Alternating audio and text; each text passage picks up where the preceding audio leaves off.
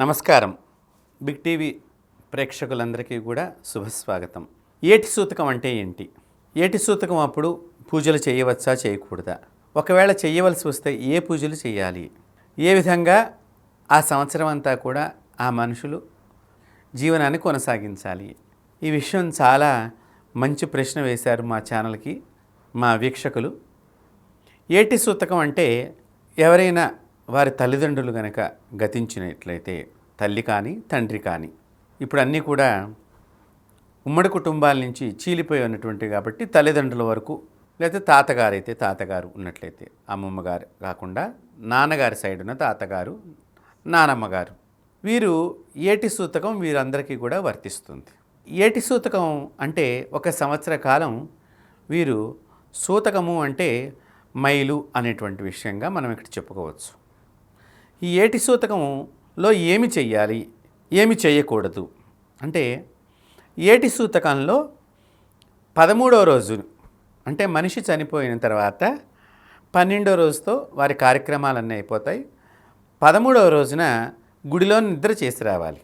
గుడిలో నిద్ర చేసి వచ్చిన తర్వాత ఇంటికి వచ్చేసిన దగ్గర నుంచి మనము ఇంటిని శుభ్రం చేసుకుని మళ్ళీ, ఎందుకంటే ఎక్కడైనా కూడా పొరపాటున మైలు వస్తువులకి తాకి ఉండవచ్చు కాబట్టి గణపతి పూజ, పుణ్యాహవాచనము చేసుకోవాలి. చేసుకుని శుద్ధి చేసుకుంటే ఇంట్లో ఇల్లు శుద్ధి అవుతుంది. అక్కడి నుంచి ప్రతిరోజు కూడా ఇంట్లో తప్పకుండా దేవతా మందిరం, మీ దేవతా మందిరంలో దీపారాధన తప్పకుండా చేసి తీరాలి.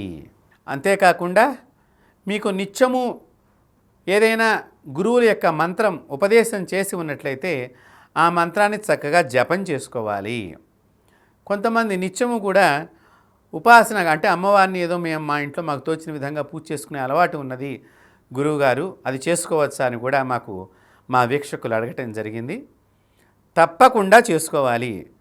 ప్రతినిత్యము గనక ఇంట్లో పూజ చేసుకునే అలవాటు ఉన్న వారందరూ కూడా, దీపారాధన చేసుకునే అలవాటు ఉన్నా కూడా వాటిని ఎటువంటి కూడా ఆపకూడదు.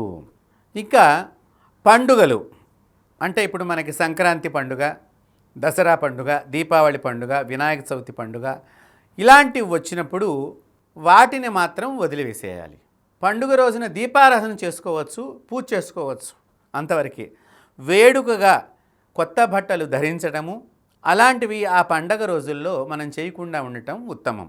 రెండవది, ఎందుకు చేయకూడదు ఈ ఏటి సూతకాల్లో అంటే, చనిపోయినటువంటి జీవుడు సంవత్సరం దాకా ఈ భూమి మీదనే ఉంటాడు కాబట్టి అతడు బాధను పొందుతూ ఉంటాడు మనం సంతోషంగా ఉన్నట్లయితే. అదేమిటి మనం సంతోషంగా ఉంటే అతను బాధపడటము అంటే, ఇక్కడ చాలా పరమార్థం ఉన్నది దీనిలో. ఇప్పుడు ఒక కొడుక్కి తండ్రి గారు పోయారండి.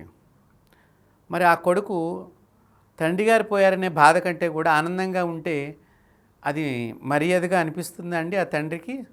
మీరు ఆలోచన చెయ్యండి. మీకు ఇంత ఆస్తి సంపాదించి ఇచ్చారు తండ్రి గారు వెళ్ళిపోతూ చక్కగా చదివించారు, వారి బతుకున్నప్పుడు మీ పెళ్లి చేశారు, మీ పిల్లల్ని చూశారు. మరి అదే సమయంలో మనం పుట్టినరోజు వేడుకలని పెద్ద గ్రాండ్ వెల్కమ్ పార్టీ లాగా చేస్తే అది ఏమన్నా సమంజసంగా ఉంటుందా? కాబట్టి ఇలా సమంజసంగా ఉండవు. కాబట్టి ఇట్లా కొత్త బట్టలు ధరించకుండా మామూలుగా ఆ వినాయక చవితి వచ్చినా, ఒక దసరా వచ్చినా ఏదో మనం మామూలు సూక్ష్మంగా అమ్మవారి పూజ చేసుకుని, నైవేద్యం చేసుకుని, మనం దీపారాధన పూజ అవన్నీ చేసుకుని ఉండవచ్చు. ఒకటి. రెండవది, ఈ ఏటి సూతకంలో చేయకుండా ఉండటం ఎందుకు అంటే, ఆ జీవుడు వీళ్ళ ఇంటి చుట్టూనే తిరుగుతూ ఉంటాడు. ప్రతి నెలా పెట్టవలసినటువంటి మాసికం ఏదైతే ఉందో ఆ మాసికం వేసేటువంటి ఆహారం గురించి, ముద్ద గురించి, పిండం గురించి అతను తిరుగుతూ ఉంటాడు. మనకి ఒక రోజు లాగా అనిపించేటువంటి పితృదేవతలకి మనకి 365 రోజులు అవుతుందిటండి. అందుకనే తద్దినం సంవత్సరానికి ఒకటి వస్తుంది. ఒకసారి మనం తద్దినం పెడతాం. తద్దినం అంటే చనిపోయినటువంటి రోజు అని అర్థం అక్కడ. కాబట్టి ఇప్పుడు నాన్నగారు చనిపోయారు ఉదాహరణకి, ఆ నాన్నగారికి మళ్ళీ తద్దినం మనం ఒక సంవత్సరం తర్వాత పెడతాము. కాబట్టి అప్పటిదాకా కూడా మనము వారి గురించి ఆలోచన చేయటమే భగవంతుడు మనకి చెప్పినటువంటి, వేదాలు శాస్త్రాలు మనకి చెప్పినటువంటి అతి ముఖ్యమైనటువంటి విషయము. నీకు భగవంతుడు ఎవరు? నీ జన్మనిచ్చినటువంటి తల్లి తండ్రి. కాబట్టి వారికి నువ్వు దూరమైపోయినావు కాబట్టి వారి గురించి ఆలోచన చేస్తూ ఉండటమే ఏటి సూతకంలో ప్రధానమైనటువంటి భాగం. కాబట్టి వారికి ప్రతి నెలా చేయవలసినటువంటి నెలమాసికాలు, అలాగే కొన్ని ఓణమాసికాలు 3 నెలలకి పెట్టే ఉంటాయి, 6 నెలలకి పెట్టే ఉంటాయి, 9 నెలలకి కొద్దిగా పెట్టాల్సిన కార్యక్రమాలు ఉంటాయి శాస్త్రంగా వారి వారి ఆచారాలను బట్టి ఇవన్నీ చేస్తూ ఉండాలి. కాబట్టి ఈ సూతకం సమయంలో దేవతా పూజలు ఏదైతే కలశము పెట్టి వరలక్ష్మి వ్రతమనో, కలశము పెట్టి సత్యనారాయణ స్వామి వ్రతమనో, కలశం పెట్టి వినాయక స్వామి చతుర్థి పండగను, కలశం పెట్టి దసరా నవరాత్రులను, లేకపోతే యజ్ఞాలు కానీ యాగాలు కానీ హోమాలు కానీ ఇత్యాది పూజలు మాత్రం చెయ్యరాదు. అయితే మరి గురువుగారు మాకు ఈ ఏటి సూతకంలో ఏమేమి చెయ్యాలి అంటే, చక్కగా గతించినటువంటి అమ్మా నాన్న పేర్ల మీద అన్నదానం చేయవచ్చు. దానివలన పితృలోకంలో ఉండేటువంటి పితృదేవతలు అంటే మీ ముందు తరాల వాళ్ళు చాలా సంతుష్టులై మా వంశంలో మంచి సంతానం కలిగింది అని వారు విష్ణులోకానికి వెళ్ళే స్థితి ఏర్పడుతుంది. కాబట్టి అన్నదానాలు మాత్రం అన్నదానమే కాదు, ఒక నెల వస్త్రదానం పెట్టుకోండి, ఒక నెల చక్కగా జలదానం పెట్టుకోండి, ఒక నెల రజత దానం పెట్టుకోండి, సువర్ణదానం, గోదానం, భూదానం మీకు తోచినంత. ఒకవేళ ఏమంటే అవన్నీ మేము చేయలేము, ఎలాగా దానికి పరిష్కారము అనుకున్నప్పుడు దానికి సంకల్పంగా చెప్పించుకుని ఆ అయ్యగారికి అక్కడ ఉండేటువంటి అర్చకుడికో పురోహితుడికో మీరు అయ్యా నాకు ఆ ఫలితం వచ్చేటట్టుగా ఆశీర్వచనం చేయండి, నాకు దగ్గర ఈ సమయంలో ఇంతే ఆర్థిక స్థితి ఉన్నది, నేను మీకు ఇది సమర్పణ చేస్తున్నాను, గోదానం చేసిన పుణ్యం అంటే వారు మంత్రం చెప్తారన్నమాట. తద్ పరిహారార్థం ఇలా అని సంకల్పం చెప్పి మీకు ఆ పుణ్యం వచ్చేటట్టుగా చేస్తారు. తద్వారా దానాలన్నీ చేయవచ్చు. ఏటి సూతకంలో మీరు ఎంత దానం చేస్తారో అంత శుభాన్ని పొందుతారు. అందుకనే మనకి ఏటి సూతకంలో కన్యాదానం కూడా మన చేత చేయిస్తారు. ఆడపిల్లలు ఉన్నటువంటి వాళ్ళకి సంవత్సరంలోగా పెళ్లి చేయటంలో గల అంతరార్థం అది. ఎందుకంటే కన్యాదానం ఎవరైతే చేస్తారో వాళ్ళకి విష్ణులోక ప్రాప్తి. కాబట్టి చనిపోయినటువంటి జీవులకు విష్ణులోక ప్రాప్తి కలిగించాలని చెప్పి ఈ భూమి మీద వారికి కుమార్తెకు వివాహం చేయటం, అప్పుడు చక్కగా హాయిగా గౌరీ పూజ చేయించవచ్చు ఆ పిల్ల చేత, గణపతి పూజ చేయించవచ్చు, గణపతి మిద్దె కట్టడం అంటారు, ముడిపి కట్టడం అంటారు, ఇవన్నీ కూడా మనం చేయవచ్చు. అదొక్కదానికి మాత్రమే మనకి అవకాశం ఉన్నది, మన పేరు మన సంకల్పంగా చెప్పుకుని చేసేటువంటిది. మిగతా అంతా కూడా మనం దానాలు చేయటం వరకే ఈ ఏటి సూతకంలో. కాబట్టి ఈ ఏటి సూతకంలో ఇంకా ఏమేమి చేయవచ్చు అంటే, చక్కగా మీ నాన్నగారిని తలుచుకుంటూ ఉండటం, మీ నాన్నగారి మంచిని గమనించుకోవటం, మీ నాన్నగారి మంచి పనులన్నింటినీ కూడా తెలుసుకోవటం, ఇవన్నీ చేయటం మూలకంగా మీకు నాన్నగారి దగ్గర నుంచి అమ్మగారి దగ్గర నుంచి ఎవరైతే చనిపోయారో వాళ్ళ దగ్గర నుంచి ఆశీస్సులు లభిస్తాయి.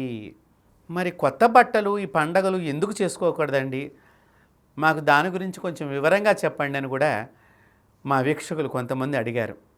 ఒకటి గుర్తుపెట్టుకోండి, మీ నాన్నగారు కాలం చేశారు, అయితే మీ అమ్మగారు కాలం చేశారు, వెంటనే దసరానో దీపావళో పండగ వచ్చింది, మీరు బాగా టపాకాయలు తెచ్చుకుని బాగా కాల్చి ఇప్పుడు చెప్పేటువంటి ఇంగ్లీష్ భాషలో ఎంజాయ్ బాగా చేశారు, అయిపోయింది. తర్వాత 2-3 నెలలకి మీకు కష్టం వచ్చి ఆర్థికంగా ఇబ్బంది వచ్చింది, పక్కింటి వాళ్ళు సహాయం చేయాలి అని అనిపించింది అనుకోండి, నిన్ననేగా తల్లి చచ్చిపోయినా తండ్రి చచ్చిపోయినా బాగా పండగ చేసుకుని ఎంజాయ్ చేస్తున్నావు, అప్పుడే మళ్ళీ ఊరి మీదకి అప్పుకొచ్చావా అని అడుగుతారటండి. కాబట్టి చనిపోయినప్పుడు బాగా డబ్బులు ఖర్చు పెట్టేటువంటి పరిస్థితులు ఉంటాయి. కాబట్టి శాస్త్రం చూడండి మనిషిని ఎంత రక్షిస్తోందో. మనిషి చనిపోయే ముందర ఏం జరుగుతుందండి, ఆ మనిషికి ముందర ఏదైనా రోగం వస్తుంది, రోగం వచ్చి హాస్పిటల్లో చాలా ఖర్చు అవుతుంది. చనిపోయిన తర్వాత కూడా దహన సంస్కారాలని ఆ 13 రోజుల కార్యక్రమాలని చిన్న కర్మ పెద్ద కర్మ అని కొన్ని ప్రాంతాల్లో చేసేటువంటి అలవాట్లు ఉన్నాయి, ఎంత డబ్బు ఖర్చు అవుతుంది. కాబట్టి మళ్ళీ మనం వేడుకలు ఎక్కువగా చేసుకుంటుంటే డబ్బులన్నీ అయిపోతూ ఉంటాయి. దానిలో ఉన్న మరొక మనకి తెలియని గొప్ప నీతి కూడా ఉన్నది. అందుకని ఎప్పుడూ కూడా శాస్త్రం మనిషిని రక్షించేటువంటిది. సనాతన హిందూ ధర్మం ఎప్పుడూ కూడా ఆ మనిషి రక్షణ గురించి ఉన్నది. కాబట్టి చుట్టుపక్కల వాళ్ళు మనకు సహాయం చేయకుండా ఉంటారేమో, కాబట్టి అమ్మ అంటే ప్రేమ లేదు, నేను అమ్మ నేను చనిపోయిందో లేదు, ఇవాళ మొదలెట్టాడు వీడు ఎంజాయ్మెంట్ అంటూ అని లోకాన్ని నిందించి మీకు నిజమైన కష్టం వచ్చినా కూడా ఈ లోకం మీకు సహకరించదు అనేటువంటి పరిజ్ఞానం వేదం ముందరగానే ఆలోచన చేసి 1 సంవత్సరం దాకా వేడుకలు జరుపుకోవద్దు. అదే కన్యాదానం అనే వేడుక చేశారనుకోండి, అయ్యో తండ్రి చనిపోయినా చెల్లాయి బాధ్యత, అక్క బాధ్యత అతను తీసుకున్నాడు, చక్కగా నిలబడదానరా నలుగురు అని చెప్పి మనకు సహాయం చేసి ఆ ఇంట్లో కళ్యాణం చేయటానికి ఇంటి చుట్టుపక్కల వాళ్ళందరూ బంధువులందరూ కూడా మనకు సహకరిస్తారు. అంటే నాన్న బాధ్యతను నువ్వు తీసుకున్నావు అని, నీకు పెద్దరికం వచ్చిందని గబుకను నువ్వు ఇబ్బంది పడకుండా నలుగురు నిన్ను రక్షిస్తారు అని చెప్పి, అందుకని దయచేసి మీరు ఈ విషయాలన్నీ తెలుసుకుని మీ జీవితంలో కనుక పాటించినట్లయితే అనేక రకాలుగా మీకు ఆనందం కలుగుతుంది, శుభం జరుగుతుంది. కాబట్టి ఈ ఏటి సూతకంలో తప్పకుండా ఇంట్లో దీపారాధన మాత్రం 13వ రోజు తర్వాత నుంచి మనం నిత్య పూజ దీపారాధన చేసుకోవాలి. కాబట్టి ఈ విధంగా మనం ధర్మాన్ని పాటిద్దాం, ధర్మాన్ని ఆచరిద్దాం. ఆ ధర్మమే మనల్ని రక్షిస్తూ ఉంటుంది. స్వస్తి. For more videos like this, subscribe Big TV channel.